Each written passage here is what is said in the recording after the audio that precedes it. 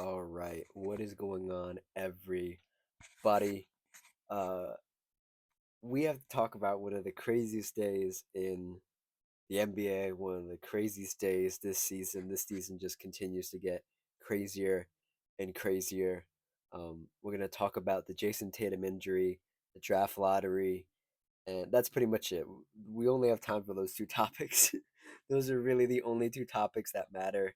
Um, I couldn't sleep.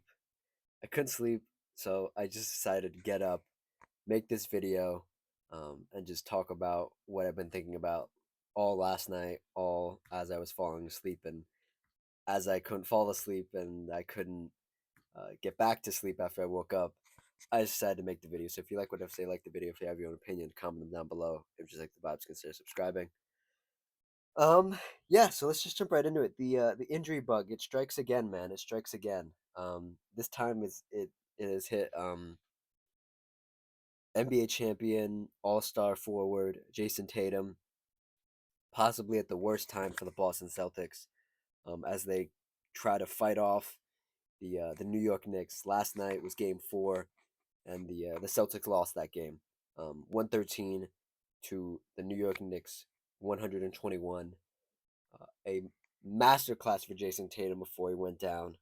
We're going to talk about the game a little bit, but I really just want to sort of talk about the implications of what this means for the Celtics and what this means for the Celtics offseason, as I do for, or as I've done for every team that is on the brink of elimination or has been eliminated, what this means for the future of this team. Because I think it's important to put stuff in perspective and not get too high on the highs, not get too low on the lows in the course of the season and the course of the playoffs. Um, so yeah, what happened was I'm gonna try to describe this as best as possible for you guys if you haven't seen it. Jason Tatum, the Celtics are coming up with the ball, right? Jason Tatum and company, they're throwing the ball around. It gets in Jason's hands. Jason's doing his little pat the ball dribble move, and it gets poked. I think it gets poked by Carl, and then Jason Tatum loses a little bit, and then OG Anunoby, one of the Knicks' best defenders, comes in, swoops in, and tries to take the ball. He takes the ball to break away to the Celtics net. OG Anunoby dunks it. The crowd's going crazy because it's an MSG, and then the, obviously the camera follows the guy with the ball, was following OG Anunoby, and you hear the announcers, the play-by-play guy, or whatever it's called, say Jason Tatum's down. Jason Tatum's down. He's in pain, you know. And the Celtics are trying to inbound the ball, and then a timeout happens, and I'm looking on the sideline because usually the coach calls a timeout, right, when the player's down. Coach Joe Mazzulla of the Celtics did not call a timeout because they only had one timeout left. um, Jason Tatum on the floor, writhing in pain. I've never seen a player more in pain. Um, Thinking back, the only ones I can really think of are like maybe Gordon Hayward when he snapped his leg in half on opening night a handful of years ago. Um, yeah, that's up there. I don't want to compare this to anything, but he's writhing in pain. He calls a timeout. Jason Tatum does. He's on the floor. The medical staff comes running out, and obviously they're like, "We'll go to break." Go to break. They come back. They replay it, and what had happened was Jason Tatum had lost the ball to OG Anunoby, and as he went to reach for it, as he went to reach for it, he turned, he planted, and he's reaching for the ball. And as he's reaching for the ball and putting all his weight down, it had looked like people are speculating and theorizing that it's an Achilles injury. We don't know yet. Literally nothing has been said. I've tried to look everywhere. Nothing's been said. There's no rumors or anything. It's just speculation at this point. Or I shouldn't say rumors. There's no concrete, like, real talk about what it is. Not the Celtics haven't even said, "Oh, it's just an ankle. Oh, it's just this. Oh, it's just that." Nothing. Them saying nothing says a lot. It probably is an Achilles, and that's what everybody's saying, and that's what I think it is.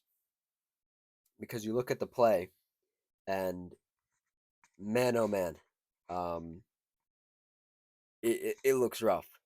He's grabbing the back of his leg. He's right. It's crazy to watch because he's acting like he got shot. And to be fair to Jason, I'd probably react the same way if I just pop something in one of the most basic ways that I plant my foot and move every game, and it's just it's a hard watch. Um, he gets up. They carry him to the back. In the back, he's put in a wheelchair, and you can tell he's just upset. I don't even think I think he knows what it is. Jason knows what it is. I think that's why the reaction was what it was. He was just not. I genuinely don't think he was in pain, because when you pop your Achilles, you usually it's a moment of pain and then it's a moment of relief because it pops and then it's just like, oh, okay. You can usually walk on it. A lot of people walk on their Achilles after they tear it. Obviously, not putting too much pressure, but they can like limp to the locker room. Um, I think Jason was just upset um, that he knew in this moment that it was over. The series was over. His season was over, um, and it was literally the worst timing it could have happened. This was a great series, um, and there's a lot of again, there's a lot of speculation of what it is. Some people are saying it's an ankle. He could have torn some ligaments in his ankle.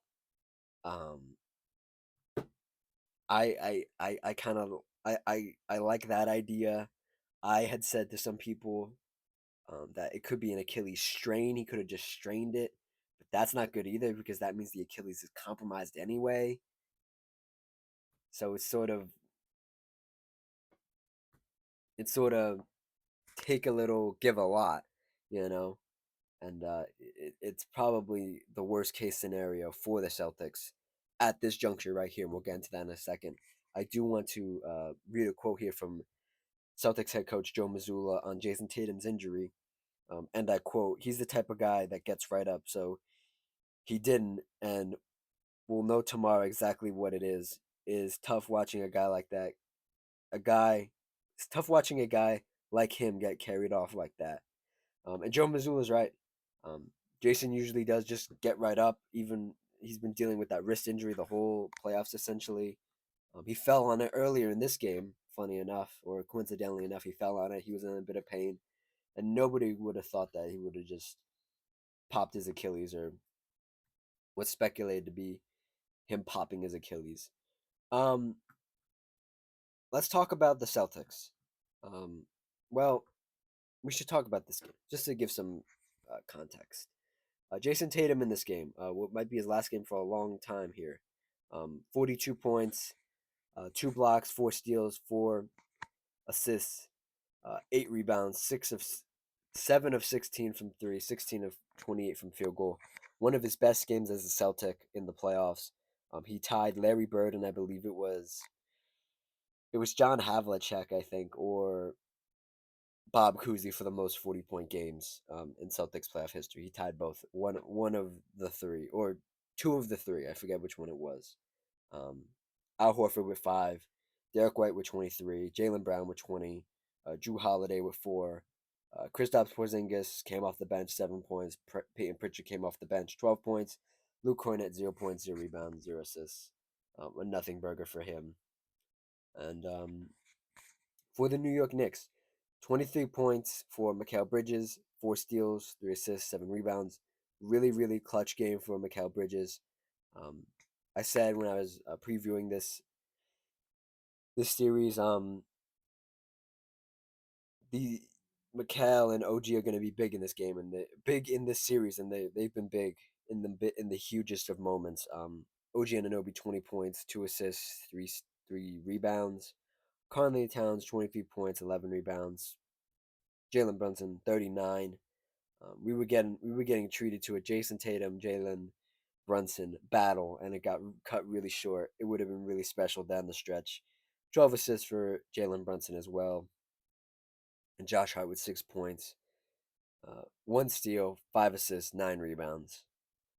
Really, a really complete game for the Knicks, and what was turning out to be a really complete and competitive game for the Celtics, who have been down in this series, have really gotten punched in the face over and over and over again, and they got punched in the face one last time with the Jason Tatum injury. Again, I have no word on what it is, what it possibly could be. I think again, the Celtics saying nothing, nothing leaking out is a sign of maybe the worst things to come um, for this um, Celtics team. Now, I'm going to assume that the Celtics are eliminated, whether it is the next game or the following one back in MSG. They are going back to the Garden, the Boston Garden, the TD Garden for Game 5. Whether they lose there is questionable. I think the Celtics have one more game in them as a team. Um, Now, will they lose in Madison Square Garden in Game 6 is the most likely outcome. That being said, the Celtics are eliminated, right? Let's operate under that thought process, right? The Celtics are in a bit of a predicament. They're in a huge predicament because they have new ownership, um, bought for a record amount of green, of dollars. They're working through the specifics right now, the NBA and I think some um, finance firm and the Celtics and the prospective new owners working through all that right now, and the transaction should be done sometime in the next couple months. That being said, the conversation around the Celtics had become um, presumptively when they would have probably gone to the finals or the conference finals at least. What was going to be the conversation this offseason? Well, um, they have a lot of money on the books. They have a lot of money. They have a Kristaps Porzingis deal. They have a Drew Holiday deal.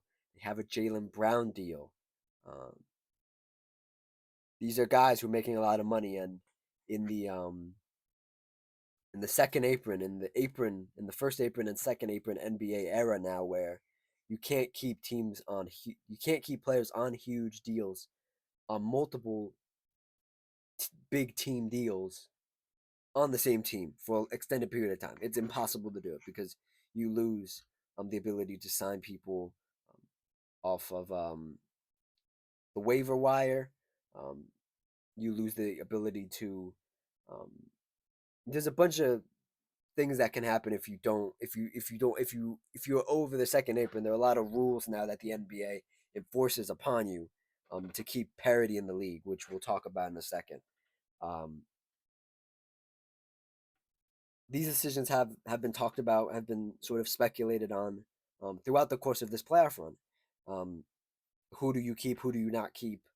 And with this Jason Tatum injury, it becomes a lot more apparent that if it is an Achilles, if he is out for what would be the 25-26 season, next season, um, what do you do? Do you trust a team of Jalen Brown and a bunch of guys um, leading this team to another top seed in the East? Quite frankly, I don't. And I think the conversation does have to come down between um, Drew Holiday being traded, Kristaps Porzingis being traded, and at the end of the day, it might come down to Jalen Brown being traded. I don't know. Jalen Brown's on one of the most historic NBA contracts ever. If I just look up Jalen Brown here, he's on like a $300 million contract right now, and he just signed that I think a year ago or close to 2 years ago. Let's see here. Yeah. He is on a oh Lord. He's on a 5 year, $285 million contract. Um, no player option, no team option, guaranteed money all the way through 2028, 2029, and then in 29, 2030, um, he's an unrestricted free agent. So, thinking about this logically, he's not on that crazy of a deal right now, right? He's only making 53. next year. This is a tradable contract. A $53 million contract is doable. We have to have the space for the rest of the deal when it bumps up to 57, 61, 64 towards the end. It's backloaded, but and you assume the salary cap is going to go up, but man, you're gonna have to make some tough decisions. It had been said all season that this version of the Celtics team will not be here next year. Before the Jason Tatum injury, before they were down 3-1 to the Knicks, it was speculated, and it was not even speculated, it was known that this version of the Celtics team will not be here next year. This team will look completely different next to Jason Tatum and Jaylen Brown, and now just Jaylen Brown. And I've left out a key name throughout this whole conversation is Derek White. Derek White has been amazing um, this playoffs, this season. Um, he's done nothing but be professional. He's done everything the Celtics have wanted him to do. I think him and Jason Tatum are the only guys that are safe, and that's so crazy to say. Because fans are fed up with Jaylen Brown. Fans are fed up with Kristaps Porzingis. Fans are just tired. Drew Holiday was one of the names already on people's minds to get rid of because he's one of the other contracts that he's a good player, but you don't need him. You can plug and play a different player. Derek White essentially does what Drew Holiday does. He's younger and better at what Drew Holiday does. It's good to have two of those guys, but in the grand scheme of things, if you have to cut one loose, you would have cut Drew Holiday loose. With that all being said, um, I'm going to I'm going to operate under worst case scenario, and that being Jason Tatum not playing next year. And if he's not playing next year might be a wash for the Celtics. Um, you might just have to throw your hands up, push your chips to the middle, and say, "Hey, we're going to be bad for a year. We'll come back next year, and then the latter half of this decade, we're really going to try to compete again." Um, that's a tough pill to swallow, especially when you look at the East and the way it's going. Um, the Bucks will probably most likely lose Giannis this offseason, so they're out of contention. Um, the Magic are always sort of in this weird space where they don't want to push all the chips to the middle quite yet. They're not a problem for the Celtics. The Pistons, the Knicks are obviously competitors. The Pacers are showing to be competitors. The Cavaliers, nobody's going to take the Cavaliers seriously after this season. So your window was wide open essentially. You were going to have a wide open window if you were going to win this one and then win the next one after that and the next one after that. You had a pretty open window. It'd be competitive. Don't get me wrong. Pacers, Knicks, Pistons. You would have to fight those guys for the next 2-3 years. But we've had I believe it's 6 or 7 different NBA champions this over this past decade and last decade. It's looking like it's going to be one more. Um, the rate is going. It's looking like it's going to be Knicks and Pacers conference finals in the East, and then it's going to be the Timberwolves and somebody in the West. The Thunder and Nuggets are still fighting out there at the top of the bracket, but man, what a tough blow for the Celtics, man. What a tough blow. What a catastrophic, literally like a catastrophic blow. Um, I don't. I've never had a problem with Jason Tatum. I was actually gonna make a video about Jason Tatum and the Celtics when they made it to the conference finals, and that video is not happening now. um, last bit of business here. Last bit of news. We have to talk about this draft lottery. This draft lottery was um one of the most just shocking things. Again, this season is nothing but shocking.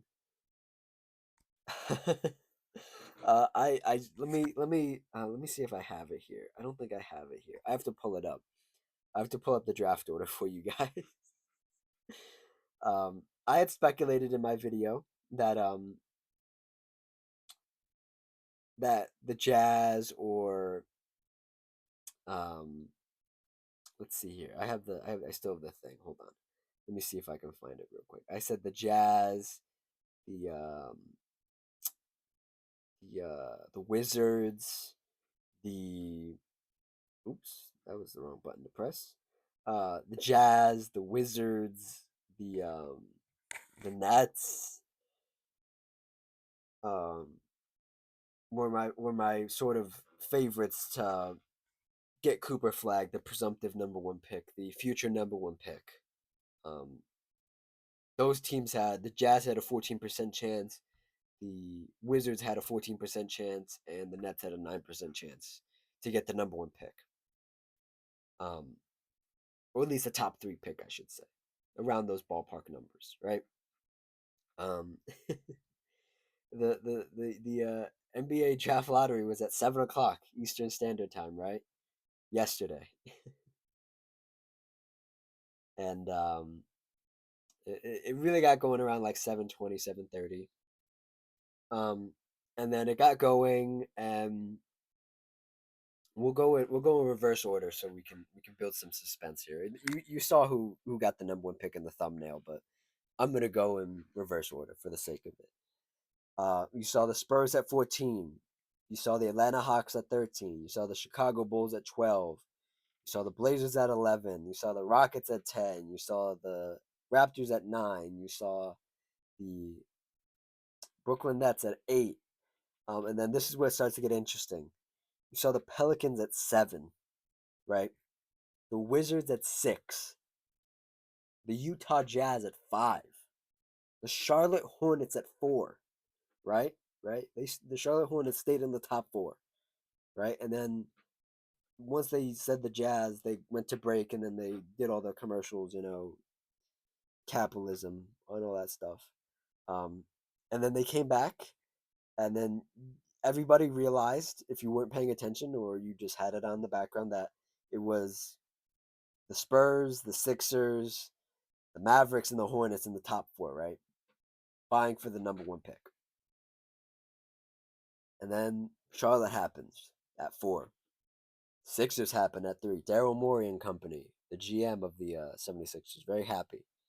Um, Spurs at 2. This is important. Spurs at 2, right? They have a lot of ammo now to go seek a trade for a star player. And then the freaking Dallas Mavericks end up at 1. The Dallas Mavericks, a 1.8% chance of getting the number one pick, got the number one pick. Um, there were a lot of things. There are a lot of things to unpack here. I don't want to dive too deep into. I don't want to put my tinfoil hat on and talk about conspiracy theories, but we have to at this point. We have to talk about some stuff that I don't want to talk about, and I frankly, I, I, I don't think it's real. I might be in denial. I might be in denial. I seriously just might be in denial. I might be in denial.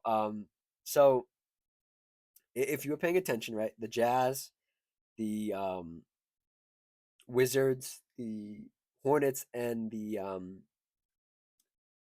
Pelicans all got screwed. They all got screwed. They all just all the small market teams, they got pretty much pushed to the back, or the middle of the pack here. And that was their reward for winning less than 20 games or around 20 games all year. Their fan base is suffering, having to watch just shitty basketball. You get the number 4 pick, the number 5 pick, the number 6 picks, and the number 7 pick. That's what you get for being bad all year. That's what you get. That's what you get. You don't get the number 1 pick. Um, we need to the conversation. I think that is more important than any of this conspiracy theory stuff, any of this like other stuff going on. Is that we need to redo the draft lottery again. We need to redo it. It's so bad now. It is so bad. Um, there is no world in which a team like the Dallas Mavericks, or the Spurs, or the to be quite honest, the Philadelphia 76ers should be in the top 3. There's no world in which this should happen. Um, it is becoming so hard for these small market teams to to compete. because you can't get people in free agency because nobody wants to live there, nobody wants to go there. You can't um, trade. You can't trade for anybody because you're scared they're gonna just leave. They're not gonna resign, so you're gonna give up assets for a guy who's not gonna come back, and you you can't build anything because you have nothing to build it with. You have nothing to build it with. And there are people online say, "Oh, we'll just have a good culture, have a good GM." How the hell am I going to be a good GM if I can't get my picks that I freaking deserve? How the hell can I do that? But Nico Harrison of the Mavericks, who sabotaged his whole season for Anthony Davis and Kyrie, deserves it. He deserves it. Out of everybody in the league, he deserves it. The guy who mismanaged his team deserves it, right? And we'll get into some theories why he deserves it, quote unquote. Um, it's just really bad. It's bad, and I'm not saying there are no good prospects past the third pick or the fourth pick in this draft. It's a slightly weaker draft. It's better than um, what was that last year's draft? So there are some gems in here, some guys that will probably make all defensive teams, that will probably be really good players. I'm not saying that. I'm saying it's the hypocrisy of a guy who mismanages his team gets the number one pick. The Spurs, who got the number one pick a few years ago, get the number two pick, and a team that was poorly constructed and deserved probably nothing in the Sixers get the third pick. And all the other teams that just suffered the whole season, their fan bases suffered, just get just get just get another rotational player for your bad team that will never compete in the next 5 years. That's what you get. Um,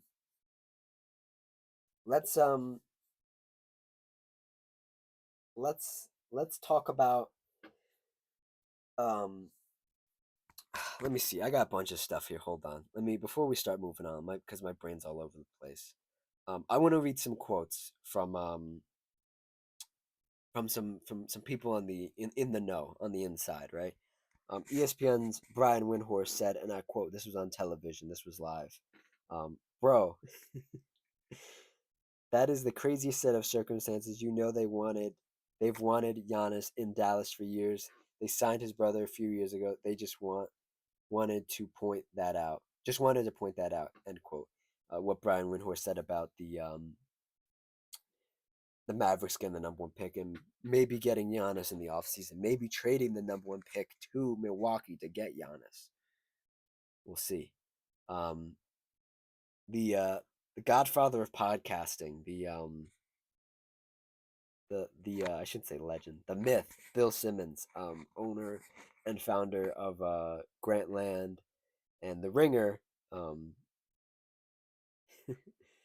tweeted out, and I quote, "Oh, get the fuck out of here. Period. Come on. Period." um, that made me laugh, and that made it feel It made it feel better. And I'll read some other cool stats for you guys. The first ever city to draft the first overall pick in the WNBA, Paige Beckers, and maybe, perhaps, we have to wait. A lot can happen, but and in the NBA in the same year, both the Dallas is the first city to get the number one pick in the WNBA and the NBA draft. Crazy stuff, crazy stuff, crazy stuff. Um,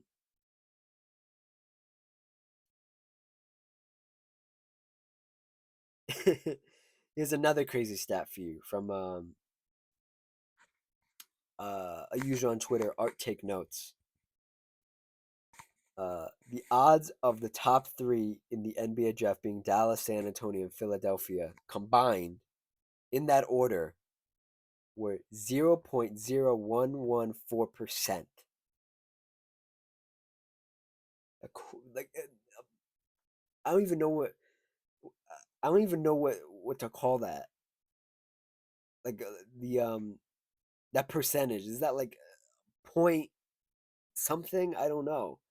Is That's crazy. Again, 0.114% chance of that happening. Lord Almighty. Um, let's talk about quickly what this means for the teams in the top three. That again being Philly, San Antonio, and Dallas. What it means for Philly, it means Joel Embiid can take his time getting back. It means that, and Paul George probably, that they can either take their time getting back. They're gonna draft somebody, um, and they're gonna be able to play with Tyrese Maxey and John McCain, Jared McCain, Jared McCain, the draft pick last year, um, and they'll have a nice little young core, and then the vets will come back, and we'll see if they can make a playoff run. Or the other option, you attach that pick to either Joel Embiid or um, Paul George. You try to get out of their deal, and you bring in a competent guy. Who that guy could be, I don't know. Perhaps maybe a Jalen Brown, maybe. Perhaps maybe another a Bam Adebayo. I don't think Bam Adebayo is worth the third pick. But you catch my drift. They could attach this pick to one of their bad contracts and move that way. I don't know. Um, Very up in the air for the Sixers. It's a very interesting spot for the Sixers to land. I think they're going to use the pick, though. My gut tells me they're going to use the pick. San Antonio Spurs at 2. Um, this is effectively either ammo to get Giannis Antetokounmpo. Giannis is the only guy I'd use this for. I'm not. I'd rather draft somebody than use this pick than trade this pick to anybody else. I think Giannis is the only guy worth the number 2 pick or the number 1 pick, like we discussed briefly.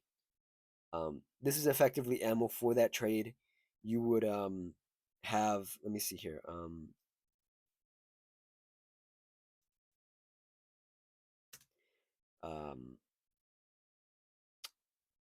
Let me see here. You would effectively have the number 2 pick, and you have Stephon Castle, Keldon Johnson, Devin Vassell, Jeremy Shohan, um, Charles Bassey, even De'Aaron Fox, all available to trade for Giannis. um, I think this is just so interesting because it was talked about like, oh, maybe Giannis is a bit too old. He's only 30, but he's a bit. The timeline doesn't fit with him and Victor Wembanyama and the rest of the guys. But you have a chance, and I'm always a proponent of taking the chance rather than talking about taking the chance years later. Like, oh well, we could have done this. Just you just should have done it. If the league denies it or somebody backs out of the deal, at least you tried, right? But I think you should just go for it. Just do it. What's the worst that could happen, right? Wemby is he's 20. He's like 20. He's not even 21 yet, I don't think, right? Oh, he just turned 21 in January, this last January. Um, he's not even in his prime. Giannis could teach him a thing or two. Um, why not? Why not? And then Dallas. I said in my video previewing this draft lottery, the Mavericks don't deserve anything. They don't deserve it. They don't deserve any of these picks. But here we are. And I've come to the conclusion, I think a lot of people have come to the conclusion that the Mavs front office, the Mavs ownership, anybody involved with the Mavs professionally doesn't deserve this. But the fans do deserve this. The fans have been through a lot this season. It's been very up and down. And I think it's worth noting that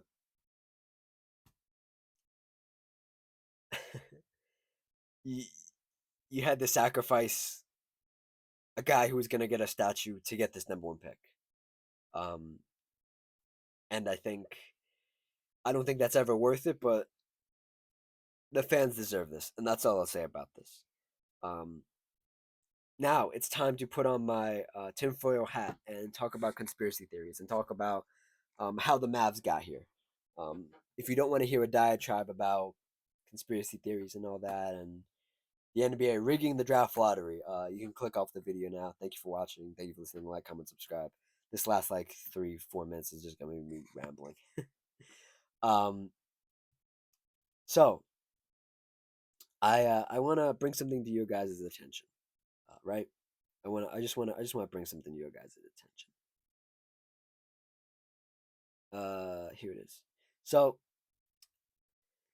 in light of what happened last night, let me say this: the Cavs immediately won the lottery after LeBron left. The Pelicans immediately won the lottery after the CP trade, Chris Paul trade, Chris Paul.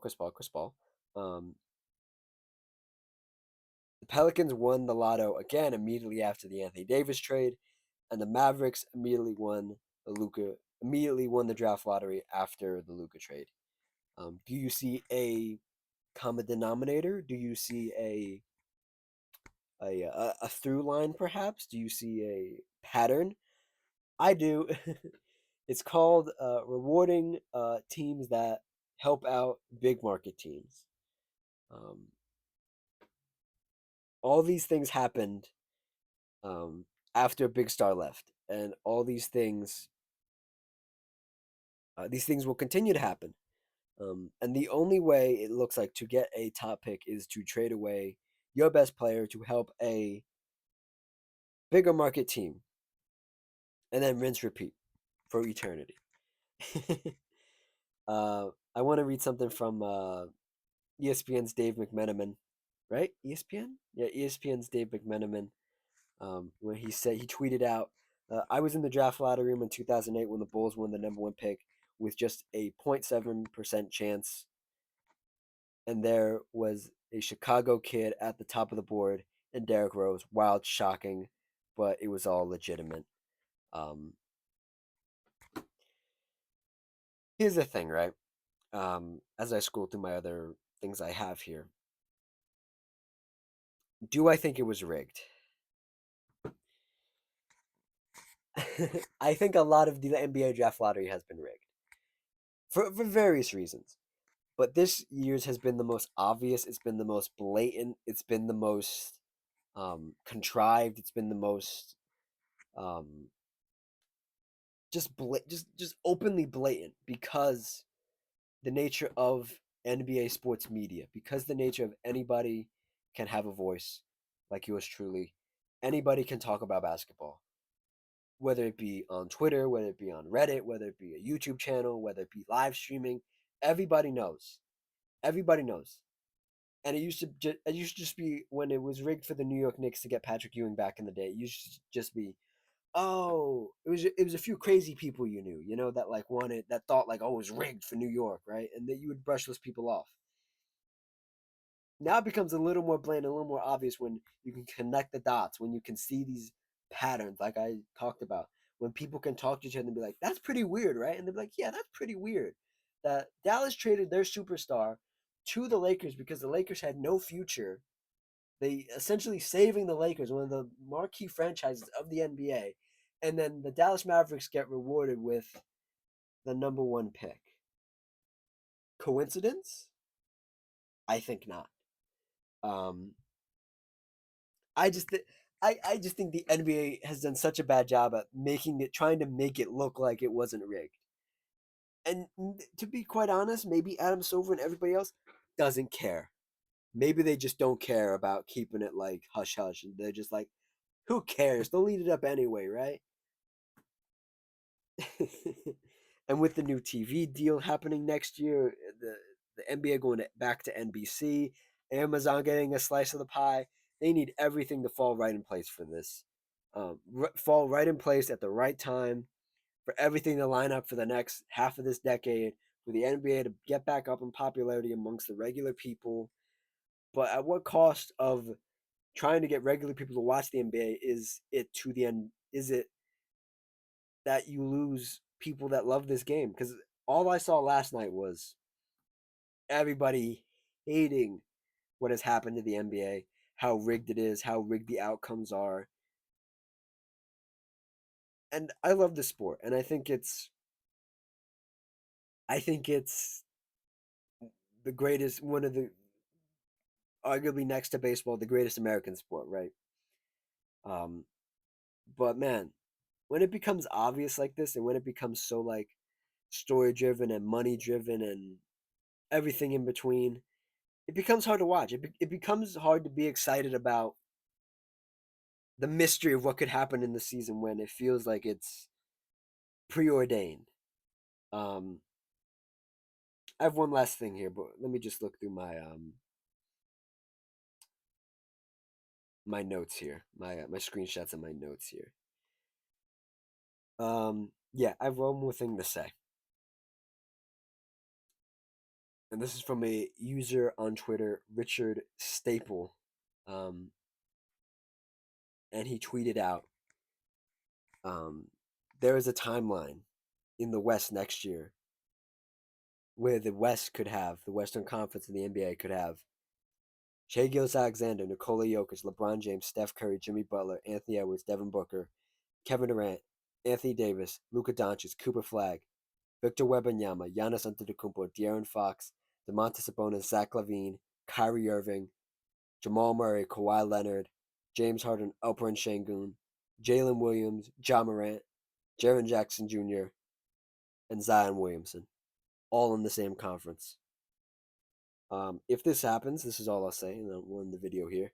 If this happens, if this projection lives to see out its truthfulness, and just get rid of the conferences. Just get rid of the conferences, especially with the Jason Tatum injury that we talked about earlier in the video. Just get rid of the conferences, man. There's no point. There's no point having the conferences if everybody's gonna be in the West in a big market. There's no point. There's no point in the conferences anymore. Who cares?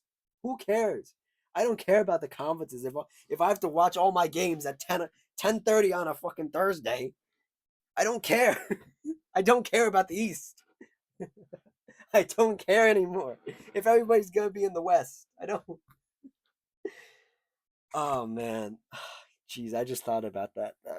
If this does happen, every good game is gonna be at freaking 10:30 at night, and everybody's gonna be up on the East Coast till 1 or 2 o'clock in the morning. Oh, Adam Silver, what have you done to the game I love? What have you done? Anyways, that's it. That's the video. Thank you for watching. Thank you for listening. This was next to the day got Luke the day Luka got traded. This is one of the crazy. Yesterday was one of the craziest days, the craziest nights in NBA history. Especially this season. Man, oh man. So yeah, hopefully we'll be back to our regularly scheduled programming. There will be a video about Jason Tatum and his injury at some point when that information is available to us. Till then, check out some other videos. I have a video about the Dallas Mavericks and what happened to them before they got the #1 pick. Check it out. I have some WNBA stuff that's coming up. We have to preview the games for this weekend. It's opening weekend for the WNBA. Check that playlist out. All these cards will be in the top right corner at the end of the video and at some point in the video. So yeah, thank you for liking. Thank you for listening. If you made it this far, I appreciate it. And I will see you all next time. Cheers.